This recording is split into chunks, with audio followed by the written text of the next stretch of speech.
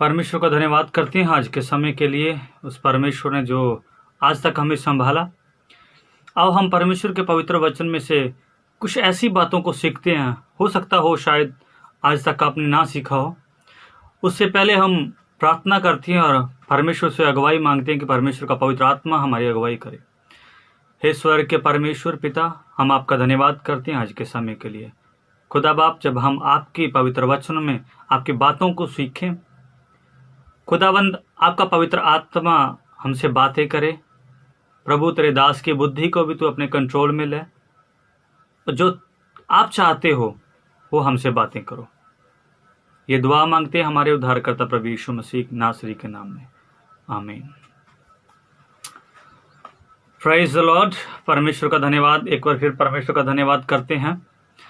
अब हम परमेश्वर के वचन में से कुछ ऐसी बातें सीखना चाहते हैं जो याकूब की जीवन से रिलेटेड हैं। याकूब जो इसहाक का बेटा और अब्राहम का पोता था, उसके जीवन में से आज हम कुछ ऐसी बातें परमेश्वर का पवित्र आत्मा प्रकाशित करेगा कि हमें उसके जीवन से कुछ सीखना है। मैं कुछ आयतों को आपके सामने पढ़ना चाहता हूं और मैं कुछ तीन बातें टोटल आपके सामने मैं उसके जीवन में से रखूंगा। हमें क्या सीखने को मिलता है जब हम उत्पत्ति की किताब में जाते हैं। जब उसका 34 अध्याय उसकी एक आयत से हम वहां से पढ़ लेते हैं। वहां पर 1 और 2 आयत में क्या लिखा है। एक दिन लिया की बेटी दीना जो याकूब से उत्पन्न हुई थी, उस देश की लड़कियों से भेंट करने को निकली। तब उस देश के प्रधान हिवी हमोर के पुत्र शकेम ने उसे देखा और उसे ले जाकर उसके साथ कुकर्म करके उसको भ्रष्ट कर डाला। यहां पर हम देखते हैं कि याकूब की जो पहली बीवी लिया, उसकी बेटी थी दीना। उसकी एक बेटी थी, उसका नाम था दीना। और यहां पर लिखा है कि वो एक नगर में लड़कियों से भेंट करने के लिए निकली और वहां पर उस नगर के प्रधान के बेटे ने उसके साथ दुष्कर्म किया, उसके साथ रेप किया। तो आप बोलोगे इसमें क्या सीखने की बात मिलती है। थोड़ा धीरज रखिए। अब हम परमेश्वर के वचन में से चलते हैं। हम देखते हैं इसका 33 अध्याय, उसका 33 अध्याय, उत्पत्ति का 33 अध्याय, उसका 17 से 18 और 19 आयत पढ़ते हैं। परंतु याकूब वहां से निकलकर सुकोत को गया और वहां अपने लिए एक घर और पशुओं के लिए झोंपड़े बनाए। इसी कारण उस स्थान का नाम सुकोत पड़ा। याकूब जो पद्दनराम से आया था, उसने कनान देश के शकेम के नगर के पास कुशल क्षेम से पहुंचकर नगर के सामने डेरे खड़े किए और भूमि को के जिस खंड पर उसने अपना तंबू गड़ा था, उसको उसने शकेम के पिता हमोर के पुत्र के हाथ से 100 कसीतों में मोल लिया।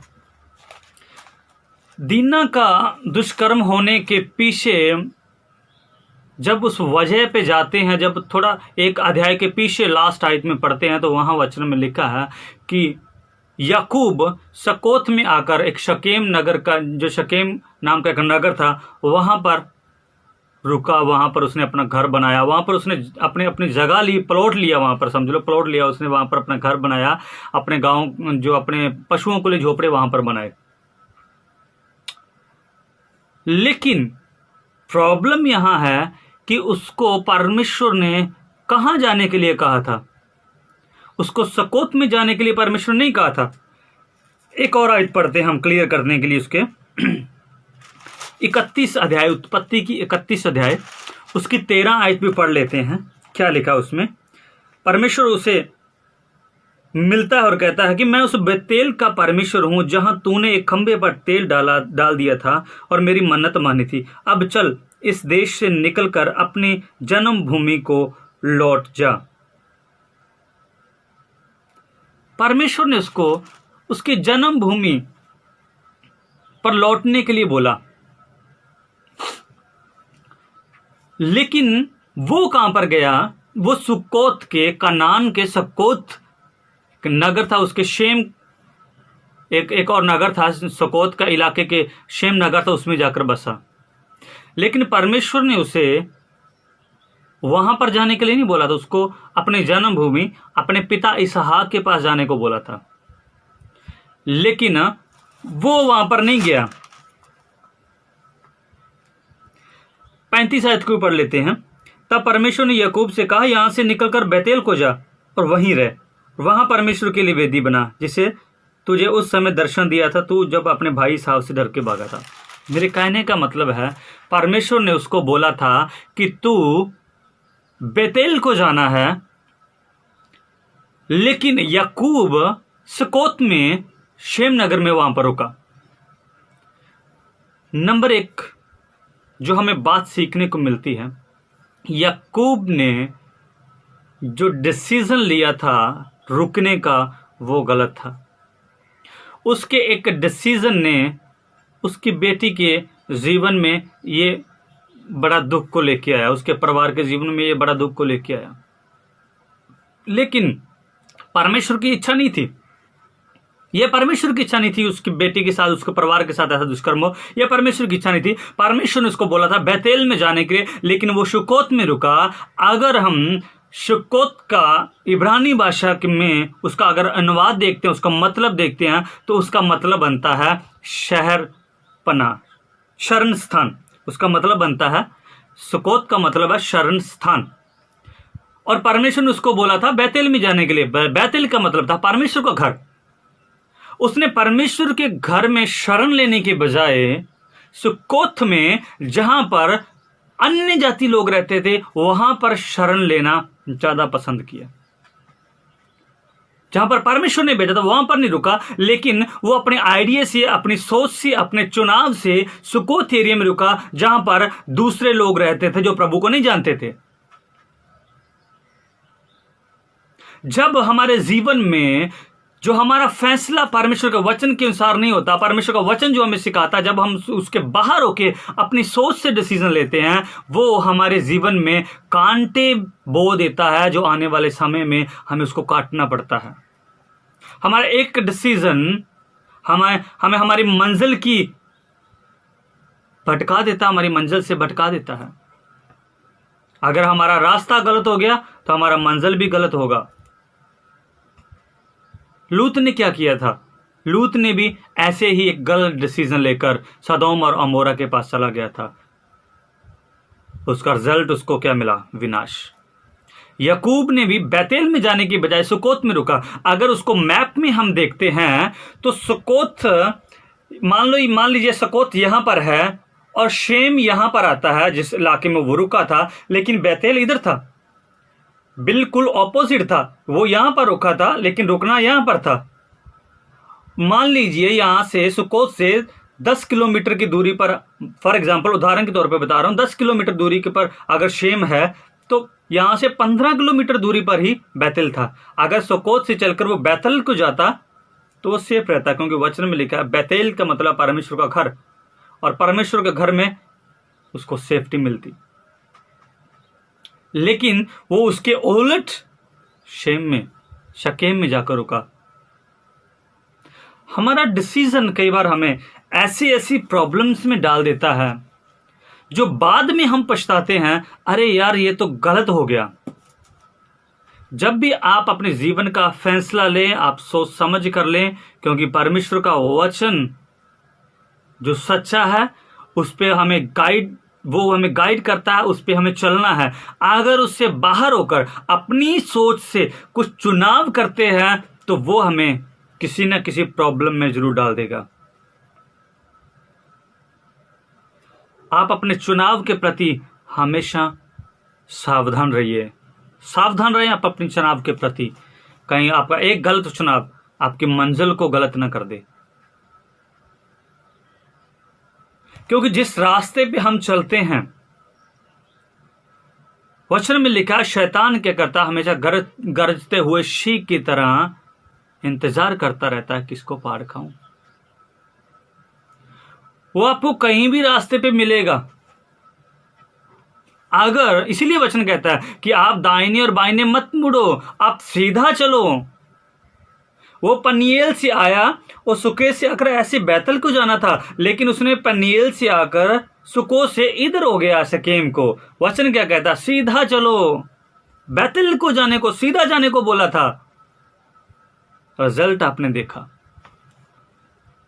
आपका एक फैसला आपको दुविधा में, आपके परिवार को परेशानी में डाल सकता है। इसीलिए जब भी आपको फैसला लो तो सोच समझकर परमेश्वर के वचन के मुताबिक आपका फैसला होना चाहिए। दूसरी बात, यहां पर जब हम पढ़ते हैं 34 की 1 आयत में हमने पढ़ा कि दीना क्या करती थी, वो उस देश की लड़कियों से भेंट करने के लिए निकली।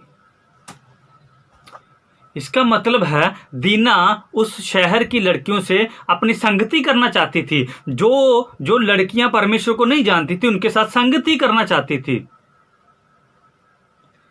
दूसरा पॉइंट जो मैं बताना चाहता हूं, कई बार हम अपने बच्चों को आत्मिक जीवन में लाने में असफल हो जाते हैं। याकूब ने भी ऐसे ही किया।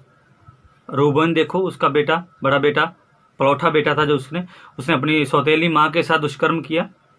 दीना थी जो उस देश की लड़कियों के साथ संगति करना चाहती थी जो वचन में नहीं थे। कई बार हम बच्चों को ऐसी गलत संगति में जाने से रोक नहीं पाते। उसको हम डांटते नहीं है, हम उनको उस गलती के लिए हम उसको डांटते नहीं है, रोकते नहीं है, मारते नहीं है।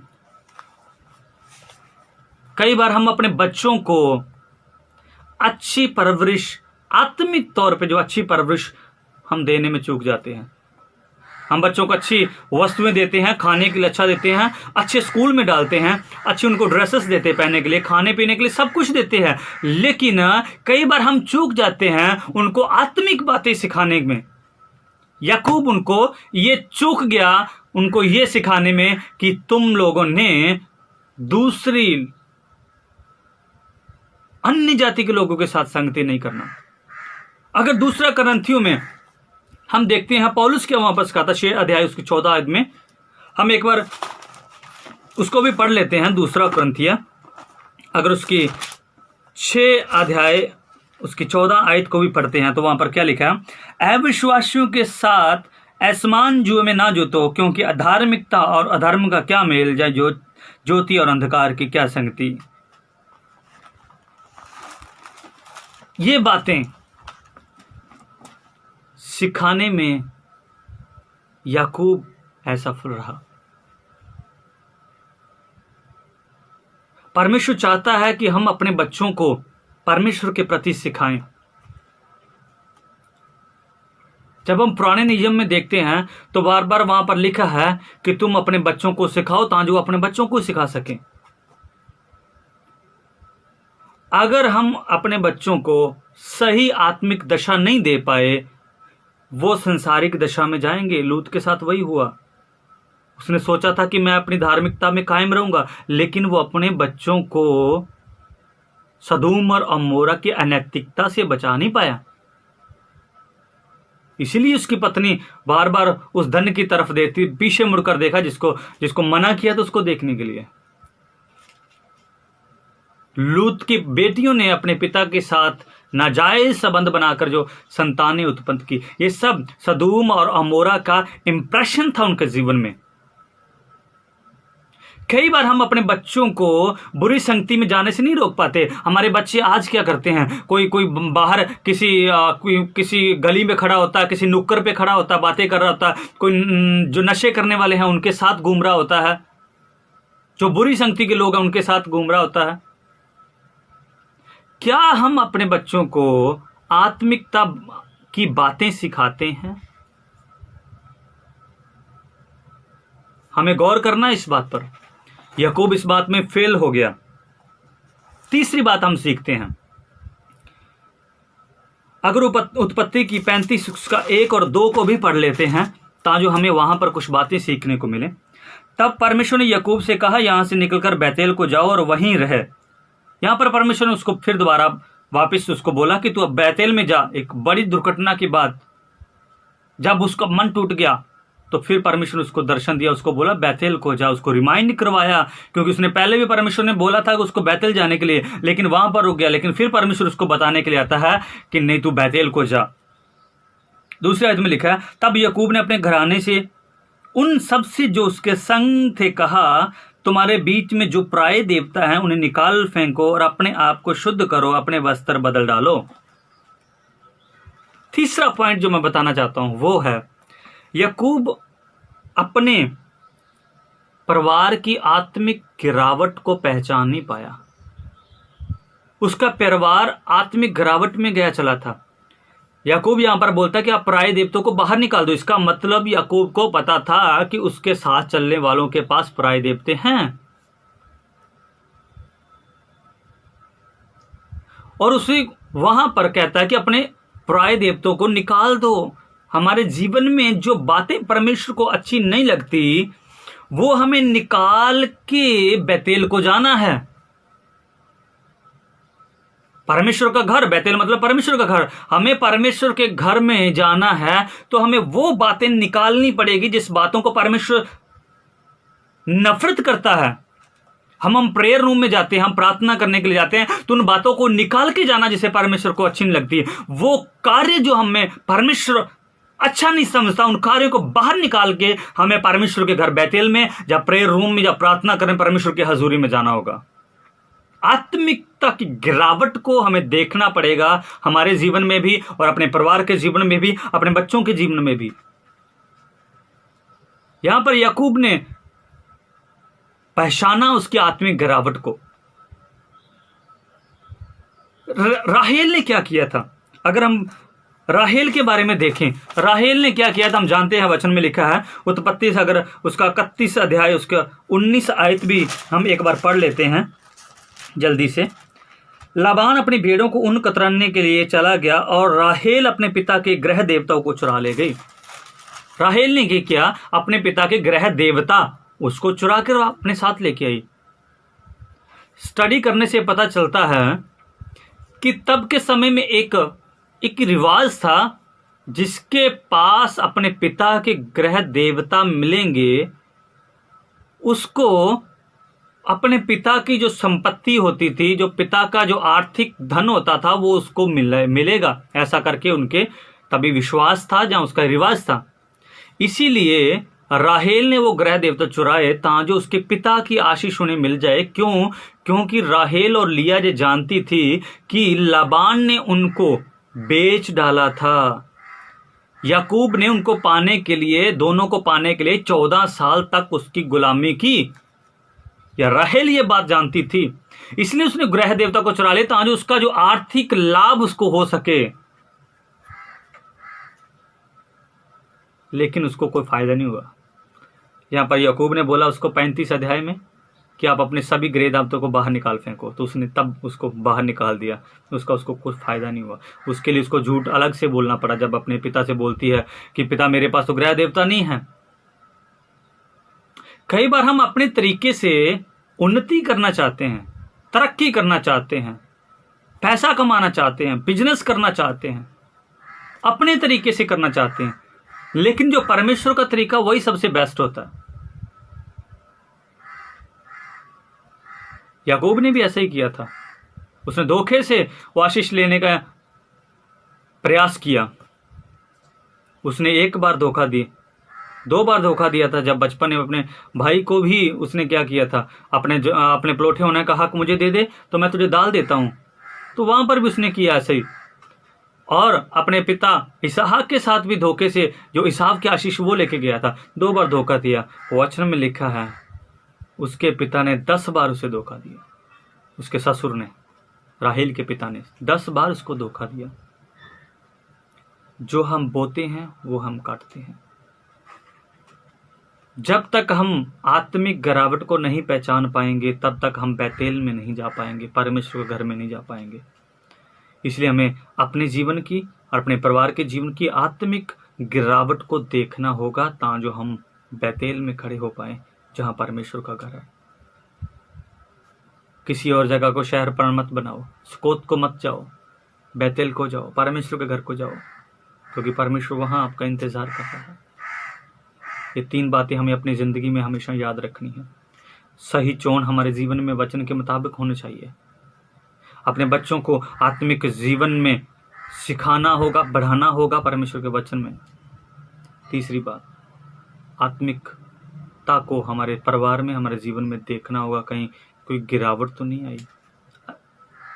इन 3 बातें अगर हमारे जीवन में रहेंगी तो हम याकूब की तरह उस बैतेल में खड़े होंगे जहां परमेश्वर ने हमें आने के लिए बोला। आओ अपने आंखों को बंद करके प्रार्थना करते हैं। हमारे ईश्वर के परमेश्वर, आपका धन्यवाद करते हैं जो आपने हमें यह प्रकाशन दिया। ये बातें हमारे जीवन में निरंतर बनी रहे, हम आपके वचन पे हमेशा चलते रहें, ऐसा अनुग्रह करना। जिन भाई बहनों ने ये वचन सुना उनके जीवन में कार्य करना, आपका नाम, महिमा और आदर जलाल पाए। आगे का समय आपके हाथों में देते हुए ये दुआ मांगते हैं प्रभु यीशु मसीह के सामर्थ्य नाम में, आमीन। सभी भाई बहनों को जय मसीह की।